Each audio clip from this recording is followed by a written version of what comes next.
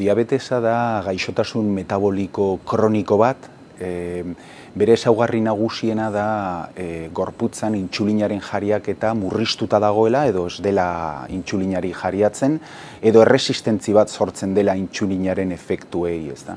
Eta ondorioz gertatzen dena da, normalean guztiok dakigun glukosaren mailak odolan igotzen dela, hiperglikemia bat provokatzen da, eta gainera baitare beste ehun batzuk baitare aldatuta daude. Gantzak, gatzak, metabolitoen metabolismoa guztiz aldatuta dago.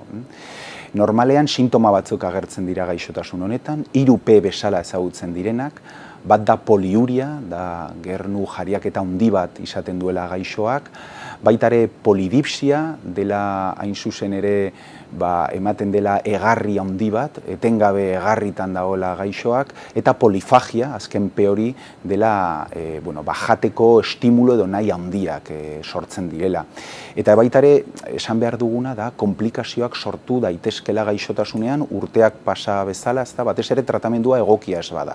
Normalean komplikazio nagusienak giltzurrunan izaten dira, inkluso hemodialisi batetara llegatu daiteke, baitare odolodietan oso tipikoa da ultzerak agertzea adibidez hanketan, oinetan, eta ikusmenean.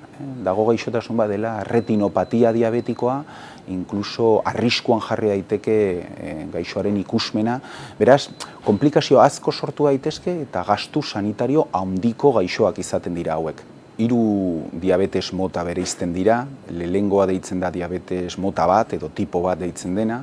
Hau da gaixotasun autoimune bat, normalean zauritutak daude arearen zelulak, beta zelulak, eta ez dago intsulinaren jariaketarik. Beraz gaixoak, bai ala bai, kanpoko intsulina hartu behar du. Normalean gaixotasun hau ematen da 25 urte baino gutxiagoko pertsonetan hor sortzen da bapatian.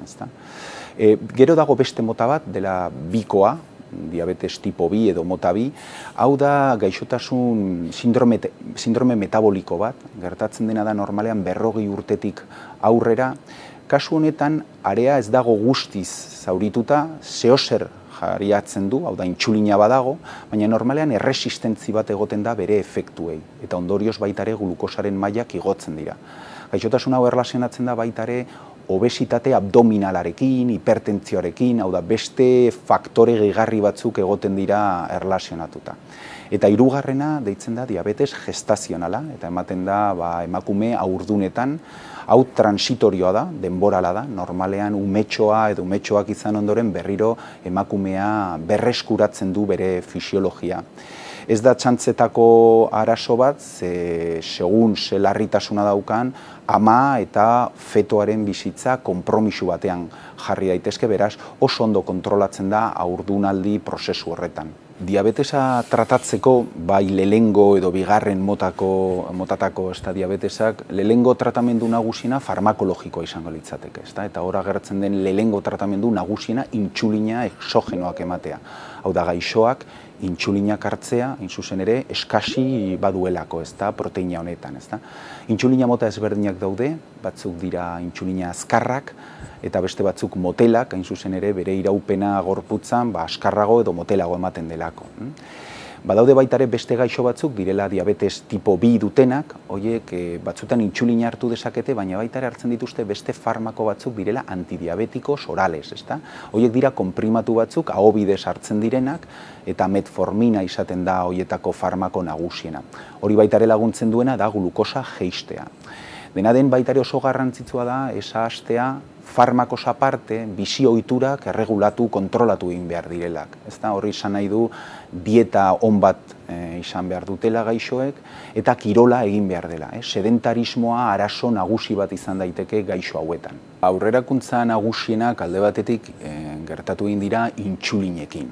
Azken bolada honetan, zientzilariak eta industri farmazeutikoa saiatzen duena da intsulina horiek gero eta seguruagoak eta eraginkorragoak izatea. Bere eragin denbora egokiagoa izatea, gaixoaren esango nuke bizitza kalitatea hobetzeko. Baina ez dugu ahaztu egin behar, badaudela beste aurrerakuntza batzuk, agian oraindik etorkizun batean daudenak, baina saiatzen dutenak injekzio guzti horiek ekiditea. Esate baterako zelula amak erabiliz, transplante ezberdinak eginez, edo adibidez medikamendu biziak egiten, medikamendu bizi horiek zelulak dituzte bere baitan, eta egiten dutena da intsulina etengabe jariatu bakarrik injekzio batekin. Gauzak ondo joango balira, bagian pertsona bat medikamendu hori jasotzerakoan aste batzutan edo hilabete batzutan tratamendua izango luke.